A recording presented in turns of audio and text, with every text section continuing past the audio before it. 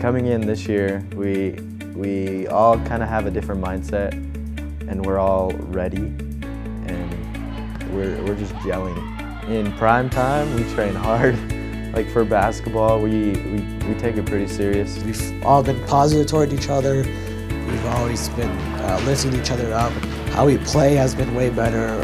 Just moving the ball, shooting, dribbling, all that's tremendously better. These are real athletes doing really physically challenging, amazing work, and you know, it's challenging, it's difficult, you work your ass off. These kids are amazing. These guys are athletes. They're working their tails off, harder than a lot of other able-bodied people do, and they're into it just as much. 1, 2, 3. I've always been in a chair. Haven't known any different. I went and tried out for the Rio team and just barely missed it, so that kind of keeps me driven right now. Medically, 7 years ago we were told he was going to die by the time he was 12. See, that's not good.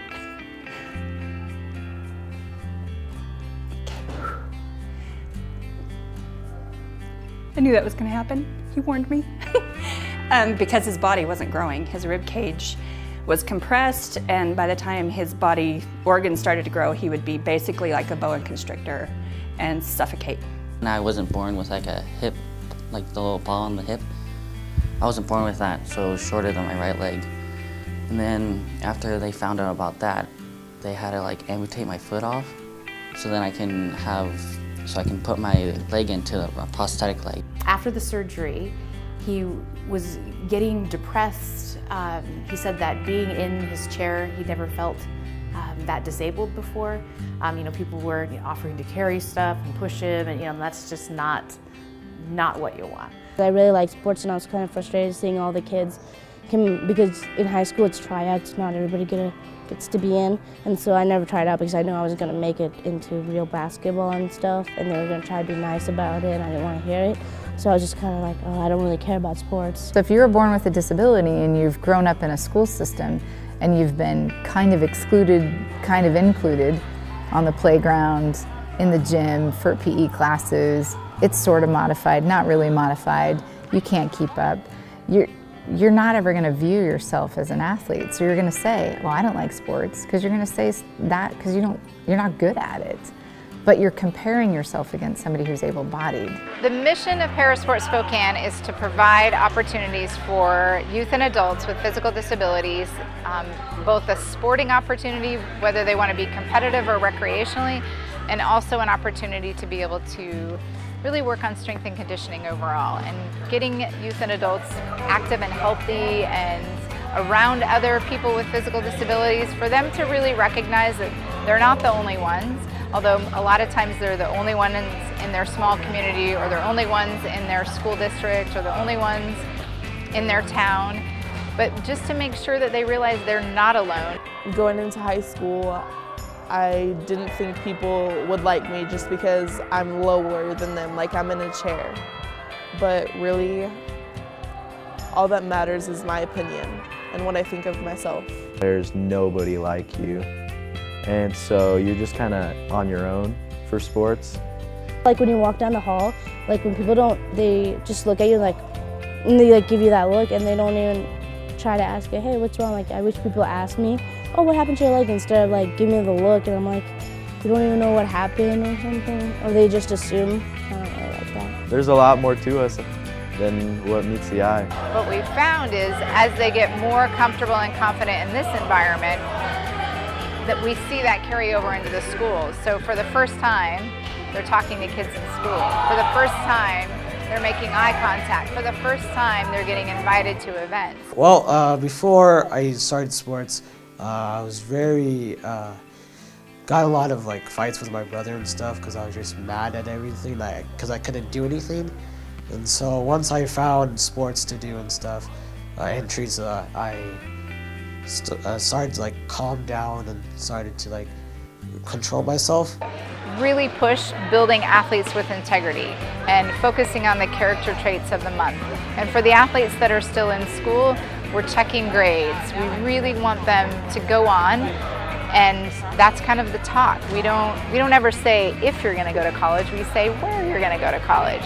So we really feel like we wanted to create a program that addresses every single thing in their life and helps push them forward to be contributing members of society. There's very high grade point average expectations for these athletes. If they don't meet those expectations, they're not playing. And the coaches really reinforce that you are a team member, so it's up to you're doing this for the team, not just for yourself. It gives me the opportunity to go to a college.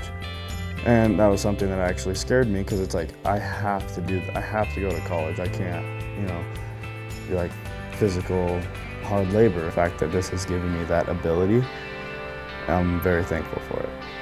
I would definitely do wheelchair basketball in college, track and field in college.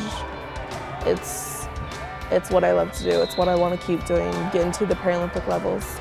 Well, originally when I'm in orphanage, well, I don't see myself as some kind of useful person, because you're in a wheelchair and people help you around. Here, let me push your chair. But when I got to Parasport, got involved with sports, she's more like a backup almost. She's like, you shouldn't let that person push you. You could push that hill by yourself. You could jump the curve by yourself. You could get in the car by yourself. You don't need the person pick you up and put you in the car. You're strong enough and you're capable enough. Why do I stress independence so much? Well, one, obviously, it's going to make them more contributing members of society. It's kind of the tagline. But it's going to make them happy, healthier people. Oh yeah, she really pushed me out of my comfort zone. One thing I learned is if you tell her, oh, I don't feel comfortable with it, that's a hint for her to make you do it. I'm just raising the bar, just raising the level of expectation, because there's no reason they can't be 100% independent. As time went on, I learned independence, how to be independent, don't depend on people. And because eventually someday you're gonna be all grown up and nobody's gonna be around to help you out. I guess just traveling by myself and being by myself, staying by myself. Because before I started Parasport, I was like, relied on my parents for everything, and I couldn't do anything by myself, and now it's like, I never want my parents to be there, Traveling, across the country or even just to Denver is, another opportunity for these athletes to be totally independent and to really be responsible, to get down for breakfast when we tell them they have to be down there, to be there for team meetings and not be late, and all those things giving them that responsibility. And athletes stay with athletes in our program. We don't have chaperones or anything like that stay in the rooms with them. Since I'm from Moses Lake, every Friday night I leave right after school, 3:30, and head up to Spokane. Here you have a kid that wants to be able to be like everybody else, and there's no opportunities. We live in Central Washington, there's nothing for him. Right now, Parasport Spokane is the only program on the entire eastern side of the state, and all the way into Idaho and all the way into Montana. Oregon has one in Portland. Washington has two, one in Seattle, one in Spokane, but there's nothing in between. We are severely behind on this part of the country. It makes me sad that if you live in Boise, Idaho, you're out of luck. Too bad, so sad. Sorry you have a disability, we don't have anything for you. We need to spread the word, because people that have disabilities that don't know about sports, that don't even know about the Paralympics or adaptive sports, they should definitely find out, because they never know, it could change their lives, just like mine. I think if you don't see it in the media, if it's not common information, then as a parent with a child with a disability, you don't know what you don't know. You don't know that your son or daughter could play wheelchair basketball because you've never seen it. Being in Parasport taught me it's okay to be different and all that. And so I really learned how to accept myself, the other side of myself, the disability part of myself. It's not in your newspaper, it's not down the street, it's not in your school. So I think a lot of it's just lack of knowledge. And if you don't think that exists, then you're sure as heck not going to see your son or daughter as an athlete. Before we had a grandson, I knew nothing about this sport at all. And I just had a heavy heart. But through Parasports, I have also grown tremendously. So I'm thankful all the way around. And I've had that happen so many times with parents where I would start a sentence and I would say, well, Johnny's gonna be a great athlete. Like I can totally see him being an amazing racer. And parents are getting emotional and I'm like, oh my gosh, what did I just say? And they said, you just said my son's name in the same sentence with the word athlete. And I've never seen them that way before. What I love more than anything is that I get to see my son being the best that he can be. He's not setting, there's no barriers for him. He's just really growing into this wonderful young man. Our disabilities bring us together because we're like, in a way, we're all the same. He's having fun, he's excelling. He doesn't want to miss practice even. And he knows it's important. If I didn't have Parasport, I wouldn't have any of this. I mean, it'd just be me going to school. I mean, he made it past 12. We had a little celebration and went, ha ha, and off he's gone. Looking to make the U.S. team again this year for track and head off to Worlds and hopefully Tokyo in 2020.